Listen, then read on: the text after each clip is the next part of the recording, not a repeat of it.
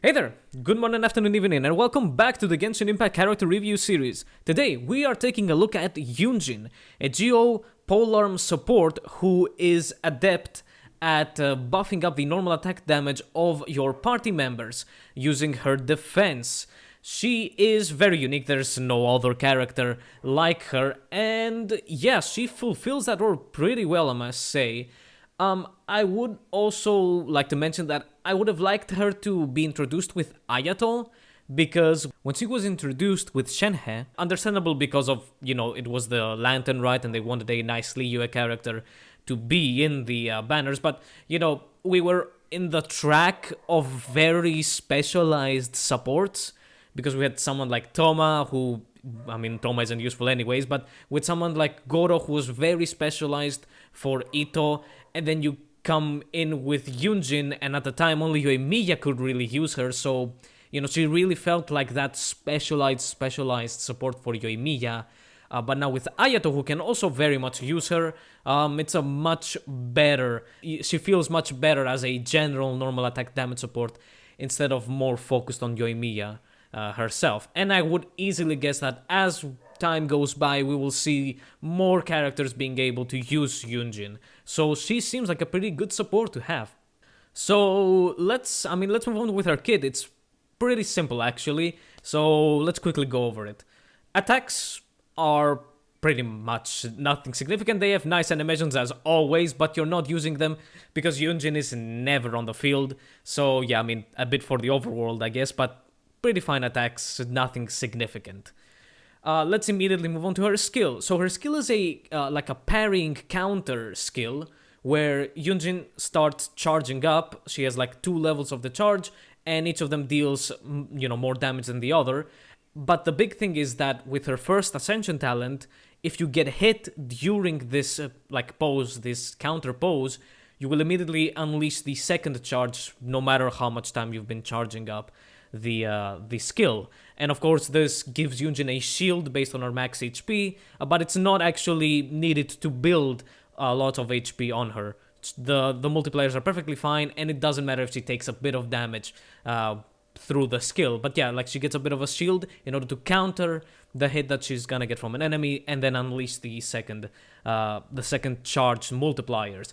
It's not that important to get hit to perfectly counter an enemy as it is with someone like Beidou, because Beidou is meant to be a very big sub DPS through that parrying skill and of course a burst. Yunjin on the other hand doesn't really care about that. She just wants to deal the maximum amount of damage, but of course the main thing is generating the particles, and that's really the big thing. So even if an enemy isn't attacking you and you don't get to instantly do the level 2 charge damage, that's perfectly fine waiting a bit to charge up the skill. It doesn't really take that much either as well. It's mostly about saving up time, charging the skill for your other teammates to come around, but really it's not that game breaking if you don't counter an attack from an enemy. Then we move on to her ultimate. Her ultimate is her unique thing. She does like a pose thingy, and Yunjin summons these banners that float around the characters. These indicate that you are getting normal attack damage buffs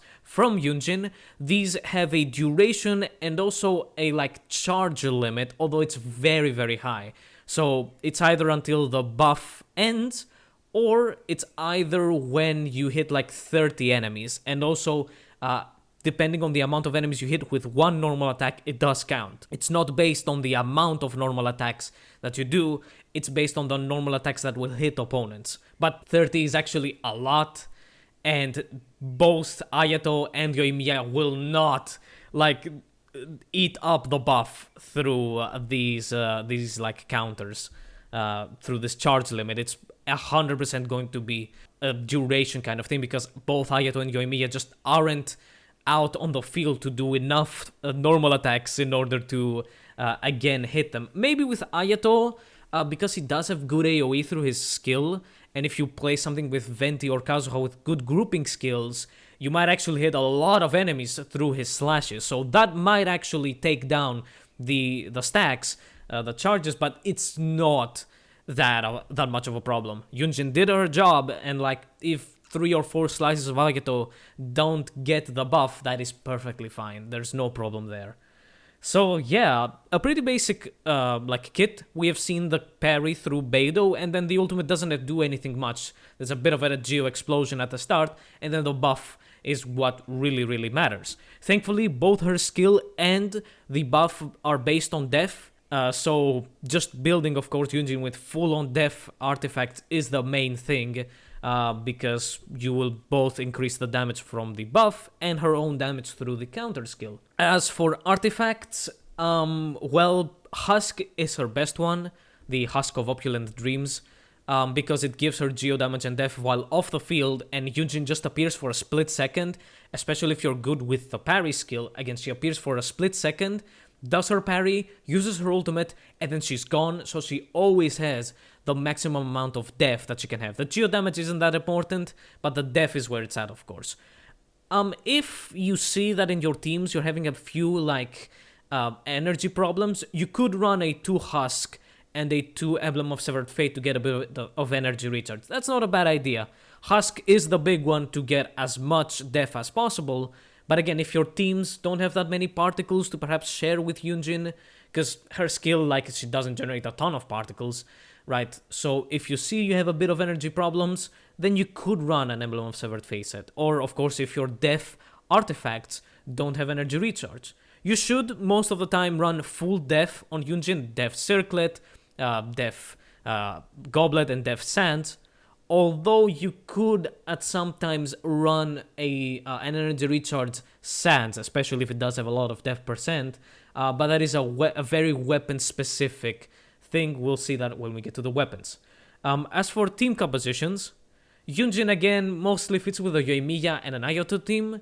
You could put her in some other teams, but she really won't do much because, except for Yoimiya and Ayato, nobody really uses normal attacks that much. Also, to kind of tie in that energy problem, Yunjin's second Ascension talent makes it so that, depending on the amount of elements you have on a team, she will buff the normal attack damage even more. So it is kind of crucial to have 4 different elements, but it's not that bad if you have 3, especially in a double Geo composition. If you get someone like Zhongli, Albedo, any Geo basically, to get the Geo Resonance on a party of yours, even Yoimiya, the buff that you lose from her second Ascension talent for not having 4 elements is easily compensated with having the 15% damage from the Geo Resonance. So don't worry about having 3 elements instead of 4 if you're again running a double Geo composition, but 4 is the big one. And I think that plenty of Ayato and Yoimiya teams run 4 different elemental characters. I mean, you already have, like, you know, Yoimiya and Xingqiu most likely, and then Yunjin, so you already have 3, so then you could easily find someone like Kazuha even, or anything to fulfill that void. So yeah, that is really it for team compositions. Like, maybe Eula and Razor can use her, like, they are physical damage carries, and they do a lot of normal attacks, especially Razor, while Eula does depend on her burst a lot. You know, Yunjin can be useful there, but I would guess that there are better alternatives to Yunjin. She would be fine to use, but not that crazy. And I guess, speaking of those, like, physical teams, some comments on constellations for Yunjin. Constellations on Yunjin are not that necessary. She's actually a perfect C0 support, but getting constellations on Yunjin just turns her into an absolute powerhouse of a normal attack damage support. Every constellation is very nicely useful. Her C1 isn't that crazy. It does reduce the cooldown of your skill, which is nice to generate more particles if needed, but not that crazy. But the other ones are, of course, the big ones. Her second constellation is more normal attack damage when the ultimate buff is active. Third constellation upgrades your levels on your burst, which is very good. And her fourth constellation is that when you trigger Crystallize, her def increases by 20%. That's only base def, of course, but that still is very useful. For C5 and C6, C5 is a skill upgrade, so it's not that needed. And then her C6 is an attack speed increase, which isn't crazy for both Yoimiya and Ayato.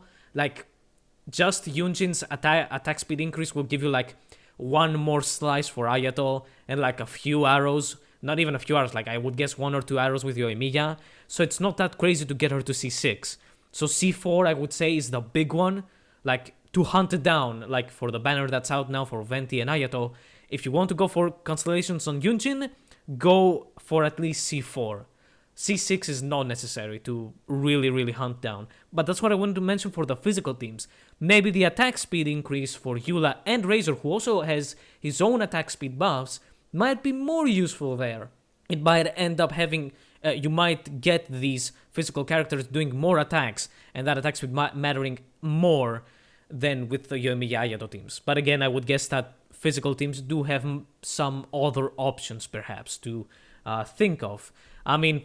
yeah, and then for somebody like Ito, who does, unfortunately for someone like Ito, right, he uses the charge attacks more than the normal attacks, and that's what matters if you want to do like a full Geo composition for Ito. And yeah, same with Noel, maybe, like, it's, you know, like, Yunjin, like, is seriously, like, easy to see in a Yoimiya and Ayato team composition, and others, like, you know that she can do something, as I said, but there are better options. So, yeah, that is for artifacts and team compositions. Let's move on to weapons real quick. Unfortunately, she doesn't have a very, like, good weapon for her. There is no def, like, polearm, surprisingly. Not even a 3-star polearm that gives def, which was very surprising to realize. So, yeah, without a def polearm, Yunjin's, like, options are extremely limited. But there are some very, like, standard and good options to go for. So because there's no def, because there's no clear def boosting polearms, you're most likely hunting energy recharge from your polearms in order to run a def build on Yunjin. So the main ones are the Prototype Star Glitter and the Favonius Lance. Favonius Lance is the best option, of course, because it has plenty of energy recharge and the energy generation effect, while Prototype Star Glitter is a good free-to-play option because it gives a lot of energy recharge. Even if the effect goes lost on Yunjin, you just care about the energy recharge, of course. Then, the Kitane Cross Spear, while it does have an energy-generating passive, I think with Yunjin you are seriously hunting down energy recharge as a stat specifically. So I think that the Kitane Cross Spear unfortunately doesn't do it. The catch is also pretty good, but, you know, the catch has better users. That's the thing. If nobody's using the catch, and you have the spare resources to level it up, you can easily use it on Yunjin. But I would guess that the Favonius Lance still comes out on top. But again, it's, you know, you might need a high refinement Favonius Lance as well, and the catch is free to play as well. The other one is really Deathmatch. Deathmatch is the absolute only polearm that gives def. So if you want to run an energy recharge Sans with plenty of def percent, you need to compensate. So yeah, like if you want to run an energy recharge Sans that has a lot of def percent in substats, and then def and def for Goblet and Circlet, you must really run Deathmatch as the only def boosting option. And really at R1, of course, because like refining the Deathmatch isn't really useful. And yeah, but the Deathmatch doesn't give you anything else that is really good. The crit rate doesn't matter on Yunjin. The attack doesn't matter on Yunjin. She has no attack multiplier, so you're only hunting the def. It's actually pretty similar to a standard Yunjin build with a Favonius Lance and full def artifacts. My Yunjin reaches very much the same def numbers as a normal Yunjin would. It's just a lot of def from my energy recharge Sand, and then the def from the Deathmatch, and then I have the energy recharge again from the Sands. So yeah, there aren't that many options. There are like a few free-to-play options with the catch and the Prototype Star Glitter giving you a lot of energy recharge. The true good weapon is of course the Favonius Lance at high refinements, and if you have a good energy recharge Sans with lots of def, then Deathmatch is of course a good option. Also, be sure that your Flower and your Feather, be sure that they also have lots of def percent. I mean, that's a given. And yeah, for 5 stars, again, there are no real def percent 5 stars, so really the only one kind of ends up being Skyward Spine, because it gives energy recharge, But then, once again, compared to the Favonius Lance, its effect isn't good. It doesn't give any sort of def or any other useful stat or effect through its own effect, because it is a DPS kind of effect on Skyward Spine, and the energy recharge it gives is more than the Favonius Lance, but because of the Favonius Lance's effect, it ends up worse. If you don't have a high refinement Favonius Lance, like R1, R2, it can be pretty hard to proc a Favonius Lance. And also with the Favonius Lance, you're hunting a few crit rate substats, right, in order for Yunjin to crit and get the energy generation, right? If you have a low refinement and you just can't get good crit rate to proc it, then Skyward Spine is definitely useful. Although the Catch and the Prototype Star Glitter both give more energy recharge than Skyward Spine. So consider what you've got, what character needs which. You know, you might be running Xiangling with a Skyward Spine or a Catch. You might be using Raiden with the Catch or Skyward Spine and need to give Yunjin another one. For Engulfing Lightning, like Raiden's weapon, like, yes, it gives a lot of energy recharge, but then once again, the effect is good. It does also add up energy recharge once you cast your burst, but it might be weird with the rotations you will be doing through, you know, using your burst first and then the skill. So you might be losing you might be losing duration on your buff because you want to cast your burst to get the effect of Engulfing Lightning, which gives you extra energy recharge, so that then you cast the skill and then you get more energy from it. But yeah, like, it's definitely good for the energy it gives. But like, once again, Xiangling and Raiden, like, you pulled Engulfing Lightning. I'm 100% sure you did not pull Engulfing Lightning for Yunjin, you fuckers. You pulled it for Raiden. So I highly doubt anybody's using Engulfing Lightning with Yunjin. So yeah, for weapons, Favonius Lance, the Prototype Star Glitter, and the Catch are good free-to-play options, and Deathmatch if you're a bit daring. And that's it. That is all for Yunjin. Pretty simple, pretty quick. Once again, because she doesn't have that many team compositions to really talk about, and also because it doesn't have any like really interesting combos with any other character. She's pretty simple, but she's really good. Good stats, good base stats, good multipliers, very good constellations that are very worth hunting for. Like, she's overall just a good unit. The only thing I will say as we're ending the video is that I do not like her Chinese voice, the Chinese opera singing. Now, I don't know if it is just about how the Chinese people sing opera, or if it is about the voice actress that did Yunjin, but holy fuck, it does not match up well. Like, you look at Yunjin, she starts singing the Chinese opera, and then it's like, she sounds like an old lady. It does not fit this young girl. Like, if it was somebody like older, somebody in the age of like Ningyan or Beidou, I could see it, but Yunjin literally looks like a girl at her 18s, right? And she just does not, like, it does not, like, I don't feel good when I listen to her singing that Chinese opera. Like, I feel like she is an old lady, right? That's the only thing that I seriously hate about Yunjin. Like, it really bothers me because it doesn't fit, damn it.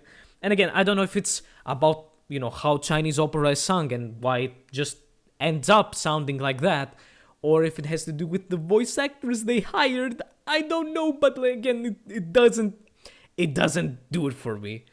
So that's it for Yunjin.